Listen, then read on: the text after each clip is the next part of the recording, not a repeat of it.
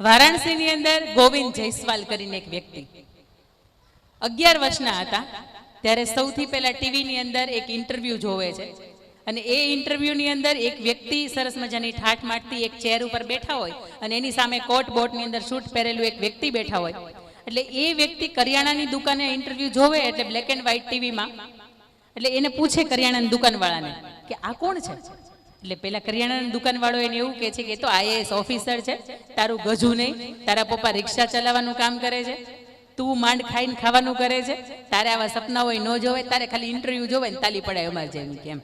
પણ ત્યારે ગોવિંદ જયસ્વાલ એવું નક્કી કરે છે કે મારે જીવન છે ને આવું સૂટ બૂટ વાળું પહેરીને જીવવું છે. મારી ઉપર કોઈક બે વ્યક્તિ સલામી ક્લાસ 2 ઓફિસર કેમ કે આપણે કોક સાહેબ સલામી દેતા હોય તો વધારે મજા આવે ને, તો એવું જીવન કે જીવવું છે મારે. તમે સમજો એના પપ્પા રિક્ષા ચલાવવાનું કામ કરે, ગોવિંદ જયસ્વાલની પાસે એક જ જોડી કપડાં, આખો દિવસ પહેરે, સાંજે રૂમાલ વીટીને એ કપડાં ધોઈને સૂઈ જાય, બીજા દિવસે વળી પાછા એના એ કપડાં પહેરવાના. અને ભારતની અંદર લગભગ દર વર્ષે 180 થી 200 જેટલા આઈએએસ ઓફિસરો છે ને એનું પોસ્ટિંગ થતું હોય છે, ભૂલ ન થતી હોય તો મારી. અને એની વચ્ચે આજે દીકરો નક્કી કરે છે કે મારે યુપીએસસી તો કોઈ પણ સંજોગોની અંદર પસાર કરવી છે. પપ્પા શું કરતા હતા? રિક્ષા ચલાવવાનું કામ કરતા હતા. મમ્મી હતા એ સામાન્ય ગૃહિણી હતા.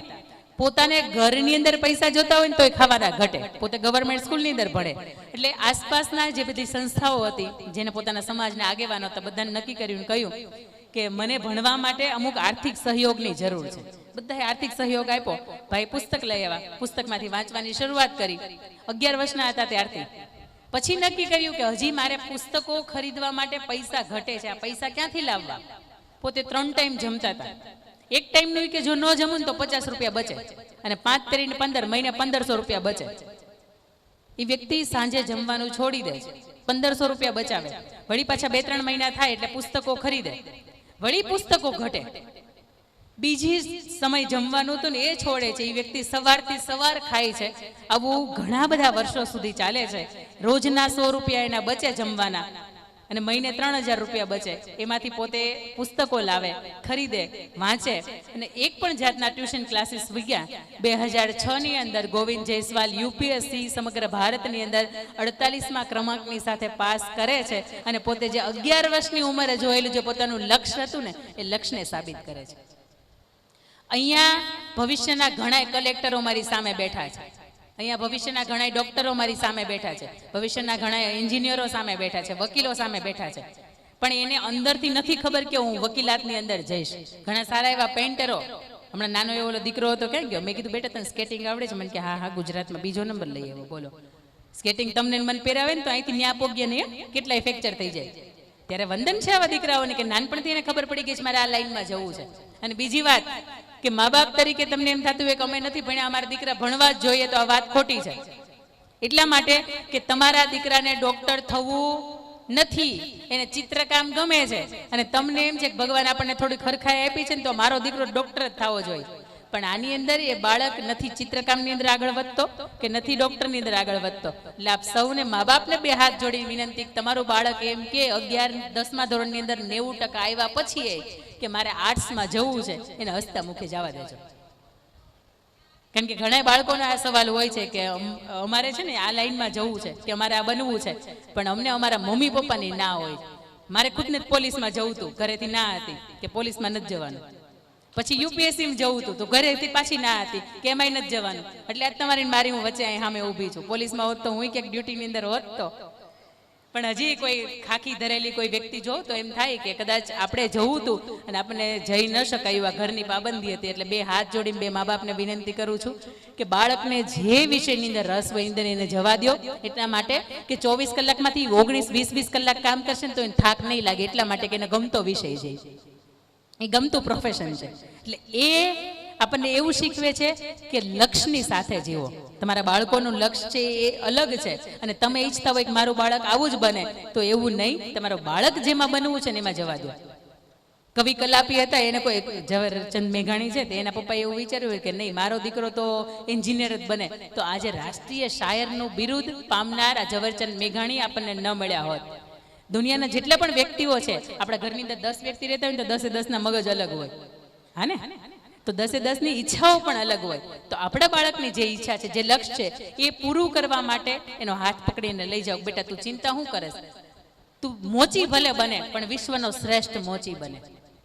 તારું નામ ઇતિહાસના પન્નાની અંદર લખાય કે વિશ્વનો આ શ્રેષ્ઠ મોચી છે. ભલે તને ઢોલ વગાડવો ગમે છે પણ વિશ્વનો શ્રેષ્ઠ ઢોલ વગાડ.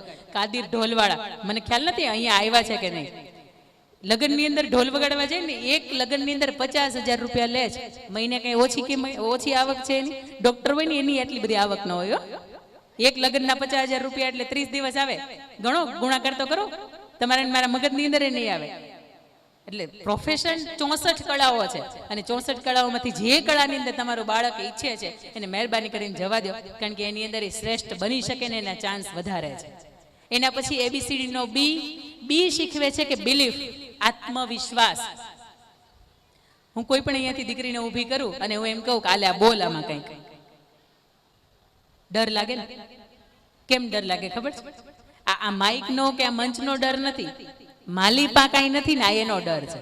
એટલે આત્મવિશ્વાસ ઘણી વખત ઘણાયને ડગુમગું હોય કે આમ થશે કે નહીં. પણ ઘરની અંદર તમે સમજો ચોરી થાય તો શું તૂટે? પહેલા શું તૂટે? તાળું. અને તમારે મારે ઘરની બહાર જવું હોય તો આપણે સૌથી પહેલા શું મારીએ? આપણે ખબર છે કે આ તૂટવાનું, છતાંય આપણને વિશ્વાસ હોય કે ના ના, બીજા ચોર બીજા બધાને ઘર પકડશે પણ મારું ઘર નહીં પકડે. હા કે ના? પછી લગ્ન થતા હોય, ગુજરાતમાં અત્યારે 10માંથી 4 લગ્ન જીવન ભાંગે છે. કંકોત્રી છપાતી હોય, વેચાતી હોય, લગ્ન થતા હોય, ફેરા ફરાતા હોય, ત્યારે કોઈને આવો વિચાર આવે કે તું ખમી જા, ઘડીક વિચારી લેવું કે આપણું હાલશે કે નહીં હાલે એમ. ત્યારે આત્મવિશ્વાસ હોય. હા કે ના? રસ્તા ઉપર તમે જાઓ તો કોઈ 2 વ્યક્તિ ભેગા થયા, અથડાણા અને સિવિલ હોસ્પિટલમાં દાખલ થયા, આવા ક્યાંય કિસ્સા નથી. 2 વાહન ભટકાય અને એમાંથી કોઈ વ્યક્તિને તકલીફ થાય, પણ એ વાહન, આપણને ખબર છે વાહનથી જ અકસ્માત થાય છે, છતાંય સરસ મજાનું રક્ષાબંધન હશે, જન્માષ્ટમી હશે, દિવાળી આવતી હશે, ત્યારે સૌથી વધારે જો સેલિંગ થતું હશે ને તો વાહનોનું થતું હશે. કારણ કે આપણને ખબર છે કે આપણું વાહન છે ને, આપણે ભગવાનની પૂજા કરાવી છે, શ્રીફળ વધેરી છે, પછી લાવીએ એટલે આનાથી અકસ્માત નહીં થાય. બધા જ વ્યક્તિને એ બધાની ઉપર વિશ્વાસ છે, પણ પોતાની જાત ઉપર તો કે એ વિશ્વાસ નથી. હમણાં 5મી સપ્ટેમ્બર આવે છે. તમે કોનો જન્મદિવસ તરીકે ઉજવો છો? 5મી સપ્ટેમ્બર કોનો જન્મદિવસ છે? શિક્ષક દિનમાં ક્યારે ટીચર બન્યા જ નથી? બન્યા છો તો કઈ તારીખ હોય? 5 સપ્ટેમ્બર.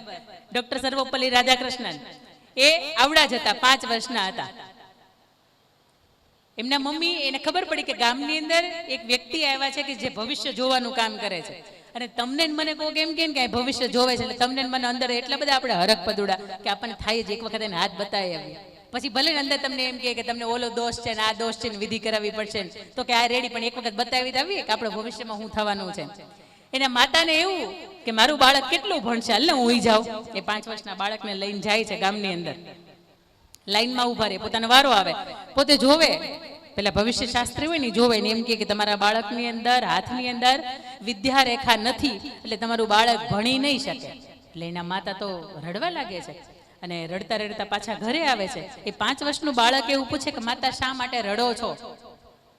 એટલે કે બેટા એટલા માટે રડું છું કે તું ભણી નહીં શકે. પેલા ભવિષ્ય શાસ્ત્રી એવું કહેતું કે તારા હાથની અંદર વિદ્યા રેખા નથી. એટલે કે માં વિદ્યા રેખા ક્યાં હોય? એટલે એની માતા બતાવે કે વિદ્યા રેખા અહીંયા હોય. મને નથી ખબર, હું તમને ખાલી એમને જ કહું છું, હું ભવિષ્ય શાસ્ત્રી નથી. એટલે એને માતા બતાવે કે અહીંયા હોય.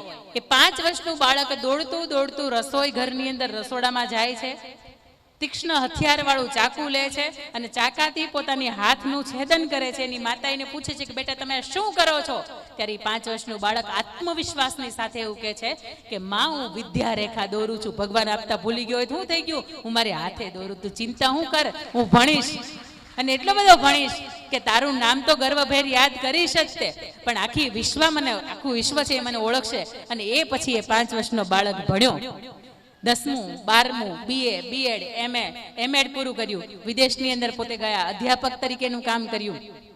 પીએચડીની ડિગ્રી પ્રાપ્ત કરી અને એથી વિશેષ કે ફરીથી પોતે ભારત પાછા પરત ફર્યા ત્યારે સેકન્ડ પ્રેસિડેન્ટ ઓફ ઇન્ડિયા તરીકે 5 વર્ષ અને વાઇસ પ્રેસિડેન્ટ ઓફ ઇન્ડિયા તરીકે 10 વર્ષની પોતાની સેવાઓ છે એ પણ આ જગતને, આપણા ભારતને એણે સમર્પિત કરી. અને આજે આખું વિશ્વ જેના હાથની અંદર વિદ્યારેખા નહોતી, જેના હાથની અંદર શિક્ષણ એજ્યુકેશન લાઈન નહોતી, અને આજે એ વ્યક્તિનો જન્મદિવસ આપણે શિક્ષક દિવસ તરીકે ઉજવીએ છીએ. આને આત્મવિશ્વાસ કહેવાય. એ 5 વર્ષના બાળકને એમ હતું કે માં તું ચિંતા ન કર, માં કે બાપની અંદરથી આંખમાંથી આંસુડો નીકળે ને તો એક બાળક તરીકે, એક સંતાન તરીકે તમારી ફરજમાં આવવું જોઈએ કે જ્યાં સુધી હું હયાત છું ને ત્યારે મારા માં કે મારા બાપની આંખમાંથી આંસુ ન પડવું જોઈએ. તો હું એવું માનું કે તમે શ્રેષ્ઠ સંતાન તરીકે અવતરણ થયા છો. બાકી તમે એક ભાઈ હોય, એક બેન હોય, 2 બહેનો હોય, અને બીજું ઘણી વખત સમાજને એમ પણ થતું હોય કે એને ત્યાં 2 દીકરીઓ છે. હું વાત કરીશ હમણાં આપણું અહીંયા લાખાપાદર ધારગણીની બાજુમાં જ તે, ત્યારે ઘણી વખત ગર્વભેર એમ કહી શકાય કે મારી ઘરે દીકરી શું થઈ ગયું, આ દીકરા જેવી છે. પણ એ વાત હું તમને હમણાં કરું ત્યારે તમને અંદરથી રિયલાઇઝ થાય. અને કેટલા બા એવા છે કે અંદરથી એમ થાય છે કે મારા ઘરે દીકરાને ઘરે 2 દીકરીઓ છે. સાચું બોલજો, આ બાને જ થાય છે આ બધું. સાચું બોલજો, હાથ ઊંચો કરો. હા, પછી તમે તો મમ્મી છો, તમને ન થવું જોઈએ કે મારી ઘરે 2 દીકરીઓ છે એમ. પાછળ હશે કોઈ? કેટલા બા એવા બેઠા છે કે એમ થાય છે કે મારી ઘરે ભગવાને કઈ ને આપ્યું, આપીને 2 દીકરીઓ જ આપી, બધીને આપી હશે 3 દીકરીઓ જ આપી. અરે મારી ઘરે જોડવા છો 4 વર્ષની. હા, હું કઈ દીકરાની માતા નથી, હું દીકરીની જ માતા છું. પણ ગર્વ થાય કે ભગવાને જોડવા દીકરીઓ આપી. આવી લક્ષ્મી સરસ્વતી નથી આપતા બધાને ઘેરે. અને હજારો વર્ષોનું કંઈક પુણ્ય ભેગું થયું હોય ને ત્યારે દીકરી તમારા મારા આંગણામાં ઝૂમઝૂમ એ ઝાંઝરી પહેરતી પહેરતી નાચે. બાકી તો એ રાત્રે 2 વાગે આવે ને લથડિયા ખાતા ખાતા કહેવાતું નથી ક્યાં ગયો તો. સાચી વાત નથી કહેવાતું, કારણ કે એની પાછી સહન શક્તિ નબળી છે. બી એટલે આપણને બિલીફ, આત્મવિશ્વાસ શીખવે છે કે કોઈ પણ વસ્તુ તમે સાચા હોય ને ત્યારે કોઈના બાપાથી ડરવાનું નહીં. એક મેં એ પણ જોયું કે દીકરીઓ જ્યારે પોતાનું ઇનામ લેવા માટે આવતી હતી તો એમ એક ડરની સાથે આવતી હતી. હા કે ના? થોડોક મંચ ઉપર આવવાનો ડર હતો. હા કે ના? કેમ? હસતા મુખે આવો ને, તમે કંઈક કર્યું છે એટલા માટે તમે આવો છો. ઘણા ઘણા પેપરની અંદર નામ છપાય ને તો એની બહુ ઉતાવળ હોય, પણ ઘણા ઘણા તો કાળા કર્મ કર્યા હોય છતાંય પેપરની અંદર નામ છપાય ને તો એ નહીં પાછા પેપર વાંચતા હોય. એટલે આપણે તો કંઈક સારું કામ કર્યું છે ને આવો છો. એટલે જ્યારે જ્યારે પણ તમારું નામ તમારા ગર્વથી લેવાતું હોય ત્યારે ગર્વથી જાઓ કે દુનિયાને ખબર પડે કે અમે કંઈક સારા કામ માટે આવ્યા છે. એટલે એટલો આત્મવિશ્વાસ હોવો જ જોઈએ. ખોટા લોકો એ આટલા આત્મવિશ્વાસથી રહેશે તો આપણે કંઈક સારું કામ કર્યું છે. એના પછી એબીસીડીનો સી, કોન્સન્ટ્રેશન, એકાગ્રતા.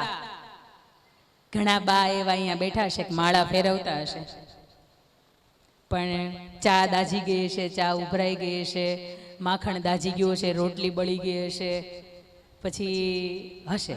મારે જો હું એની રિસ્પેક્ટ કરું છું દિલથી, પણ ઘણી વખત તમને એમ થાય કે બા આપણા માળા ફેરવે છે પણ બાને બધી ખબર હોય. એટલે તમે કોઈની ઘૂસપૂસ કરતા હોય તો વિચારજો કે બા માળા ફેરવે છે પણ એના કાને ખુલ્લા છે ખરા.